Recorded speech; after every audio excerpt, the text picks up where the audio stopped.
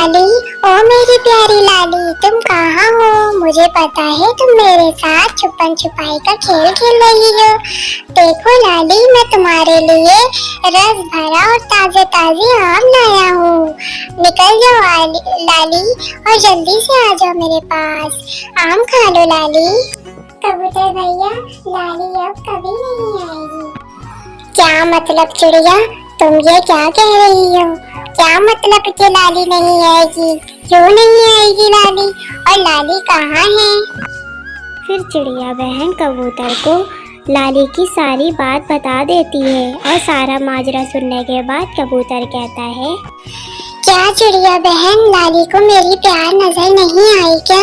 मैंने उसकी खातिर तो वो घर बेच दिया था। क्या लाली को सिर्फ पैसों से प्यार था? मेरा प्यार उसे नजर नहीं आया? मैंने लाली से कितना प्यार किया था और मैंने उसकी खातिर कितनी ही कुर्बानी दी है। अब मुझे बहुत पछतावा हो रहा है। मैं बहुत उदास हो गया ये सब सुनकर। मैं जा रहा हूँ यहाँ से। फिर ऐसे ही 1 साल गुजर जाते हैं। कौवा जी, मेरे पेट में बहुत ज्यादा दर्द हो रहा है। ऐसा दर्द कि मुझसे बर्दाश्त भी नहीं हो रहा है। परंतु कौवा जी, जब मुझे कैंसर थी तो मुझे ऐसे ही पेट में दर्द होता था। बहुत दर्द हो रहा है, प्लीज मुझे डॉक्टर के पास ले जाइए कौवा जी, नहीं तो मैं मर जाऊंगी। कौवा जी प्लीज मुझे ले जाइए डॉक्टर के पास। मैं तुमसे और तुम्हारी बीमारी से परेशान ही आ गया हूँ। 1 साल में सिर्फ तुम्हारे अंदर तो ये बीमारी ही घुसी हुई है। मेरे साथ रही सिर्फ बीमारी ही बीमारी। तुम मुझसे ये तवक्को मत रखना कि मैं तुम्हारी बीमारी के वजह से अपना सब पैसा लगा दूं और अपना घर बेच दूं। इसलिए तुम मुंह बंद करके चुप से बैठे रहो। मैं तुम्हारे लिए कुछ भी नहीं करूँगा। मैं वो पागल कबूतर की जैसा नहीं, वो 1 नंबर का बेवकूफ़ था जब भी तुम्हारे ऊपर पैसा लगा दिया। मैं तो तुम्हें ऐसे ही छोड़ दूंगा। तुम मुझसे उम्मीद नहीं रखना कि मैं तुम्हें डॉक्टर के पास लेके जाऊँ। ऐसी मरो और सड़ो, समझ गई? और जाओ मेरे लिए दाने पानी का इंतज़ाम करो। जाओ मेरे लिए दाना लेकर आओ, समझ गई? और अब मुझसे अपनी बीमारी के बारे में कुछ भी ना कहना।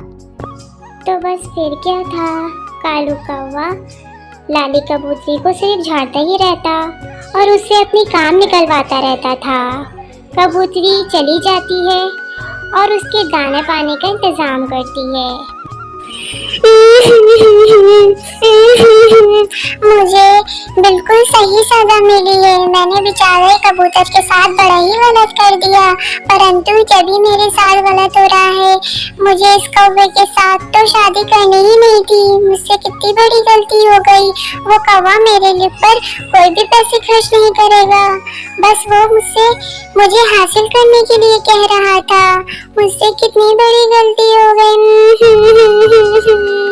कबूतर को रोते हुए देखते ही चिड़िया वहाँ आ जाती है और कहती है, क्या हो गया नानी बहन, आप ठीक तो है ना? आप रो क्यों रही हैं?